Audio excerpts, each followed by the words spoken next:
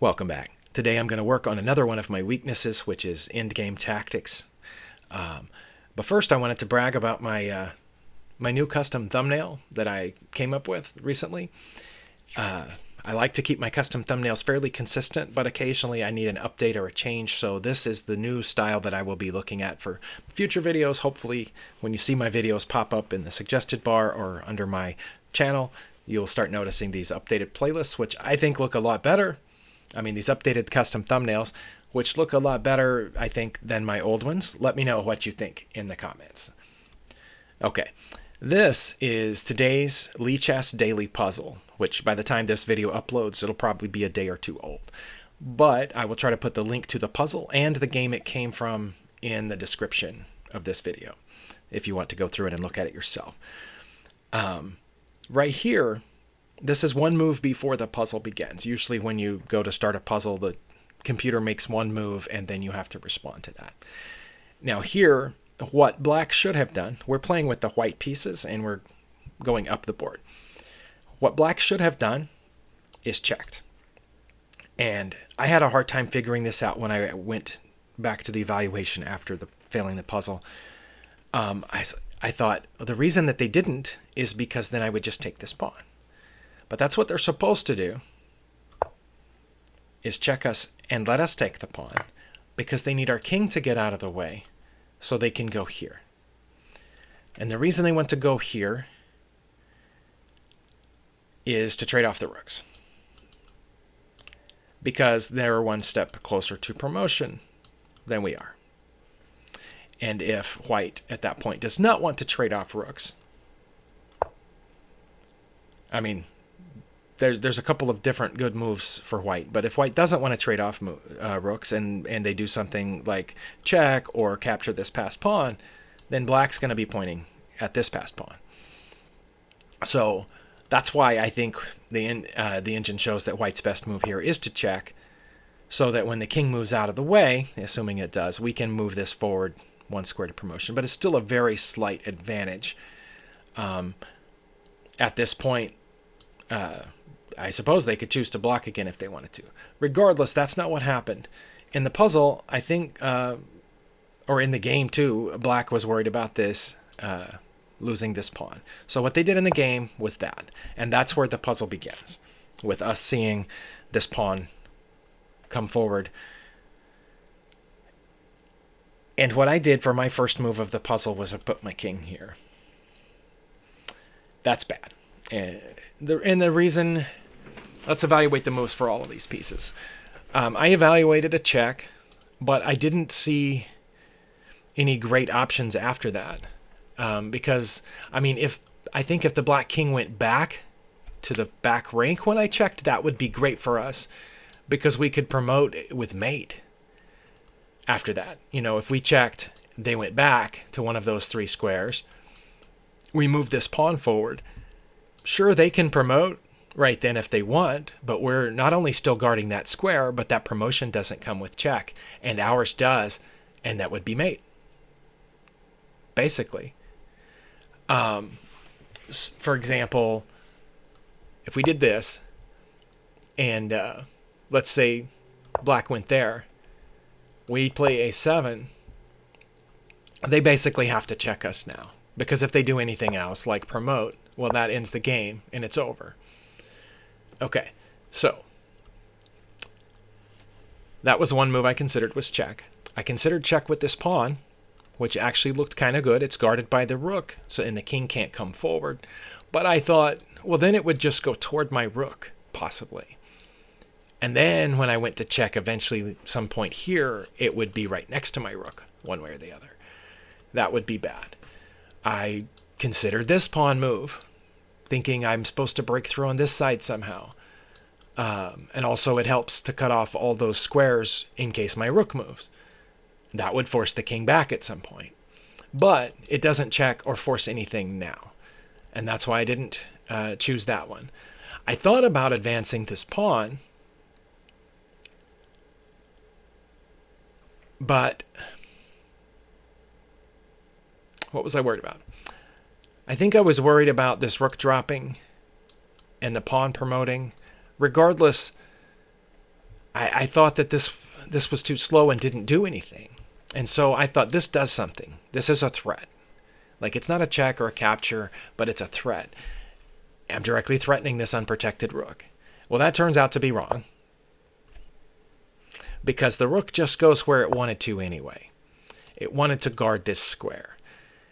It doesn't care now if you take this pawn.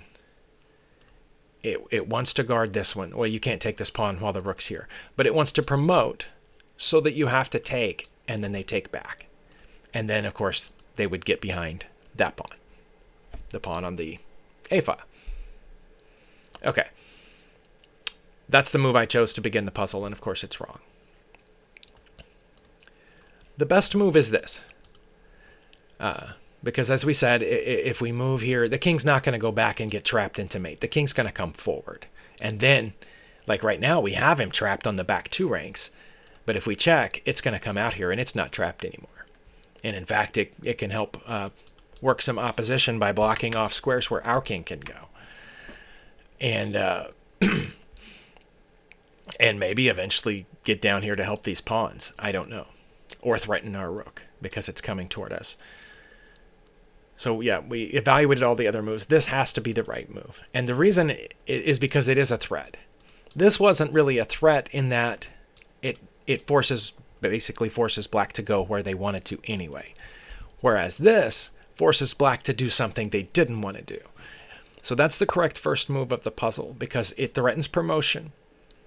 Very close, with the help of this rook, we're very close to trapping this king over here. And so now black doesn't have time to put the rook where they wanted and guard their promotion square. Now black has to get this pawn out of the way so they can get behind that passed pawn. So in the puzzle, that's what they do. Promote to a queen here. Because now we don't have much choice. Now if we promote, I assume black would just take that rook. And yes, we would have a queen, but they would have a queen and a rook. And that's better. Plus another passed pawn, which we don't have anymore if we promoted this to a queen. So here we basically have to take this. No other move is good at this point. So that one was obvious. Once I got that the first move, I failed the first move, and then it was shown to me. This move was obvious. But that's black was forced to do that to get the pawn out of the way of the rook, as we said. So here in the puzzle, the rook comes over to get behind the passed pawn. What rooks belong behind passed pawns. Okay, now we can't promote. I mean, we can legally, but we're certainly not going to, because the rook would just take it, and we wouldn't be much better off than before. I mean, we would take this pawn and we would be up a pawn, but it would be a really difficult endgame with this pawn and king sitting in front of our 2 remaining pawns. I think it would be difficult, but that's not the endgame we're worried about here. What we can do now is protect this passed pawn. Here, I was very tempted to do this. In fact, I think I did that and failed that one too. My idea was, if they're about to take my passed pawn, I'll take theirs.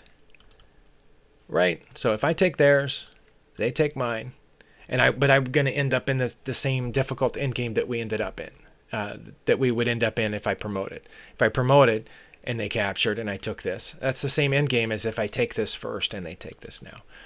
But the correct move here is to check. Now the check itself doesn't do anything except move the rook into position to protect this pawn. So by far the best move here is to check. White's only good move, or only not drawish move, because now they can't take that, and obviously on this turn they have to move out of check. Probably here or here doesn't make that much difference. I think Stockfish slightly prefers f6, just because king toward the middle of the board is usually a good idea in endgames. This is one of the many principles I've learned in this study. Also, it gets it closer to our rook. Okay, now there's one last move left in the puzzle.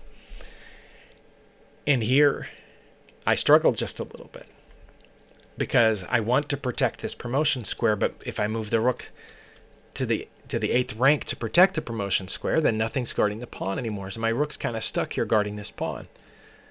What about taking this pawn? I considered that, because then I would have 2 passed pawns. Right now I just have the 1, which I'm kind of have a loose defense on, but I can't move it. Do I take this pawn? What happens if I take that pawn? If I take that pawn, black has an advanced passed pawn that we almost forgot about, and now it's protected. And our rook is nowhere near being able to get behind it. That's what happens. So that's why the best move here is the king to take this pawn. One other thing I briefly considered was checking with my g-pawn. But that just puts the king next to this rook. And then the rook has to run away. And where does it go? It has, I mean, you could go over here to keep protecting that pawn, or you could go over here and take that one. But then the same thing happens. So that's why the best move here is to not move this pawn or take this one. The best move here is to take their remaining passed pawn, because this is static right now. And yes, black may try to come here to after our rook, but at that point we're safe to take the h-pawn, because we're still guarding that, and now we don't have this e-pawn to worry about because we captured it first. So again, I found it informative. It's a lot of counting, and it's a lot of determining what the opponent's intention is. That's why when we move our pawn forward, and sorry, that was the move from the game, not from the puzzle. Here, their intention is to get out of the way. Their intention isn't to create the queen at this point. It was to get the pawn out of the way. And once you figure out what their intention is, it's a simple matter to do that. They know they have to get behind that passed pawn. We can't get behind this passed pawn as much as we want to, but we can protect ours. When we go to protect ours, if the king went to the wrong place, then we could get behind their passed pawn and keep protecting ours. At which point they would, you know, for example, if the king went, I don't know, say here, we could get behind the passed pawn, and it would probably be okay. Although I think they would advance it then, and then we would have this weird square of rooks guarding each other's pawns. But the king didn't go that way. So the king, when we checked, came toward us, so we can't get behind this passed pawn, and that's why we have to take it with our king.